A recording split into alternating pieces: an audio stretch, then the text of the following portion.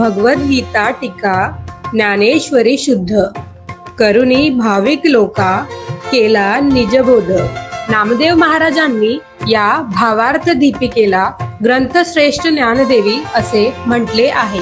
सद्गुरु निवृत्तीनाथांच्या आग्रहाला मान देऊन नेवासा येथे श्री ज्ञानदेवांनी श्रोतेगण, संत मंडळी व निवृत्तीनाथांच्या समोर प्राकृत मराठीमध्ये गीता भाष्याचे व्याख्यान प्रस्तुत केले। त्यावेळी हे भाष्य सच्चिदानंद बाबांनी अत्यंत दक्षतेने लिहून घेतले।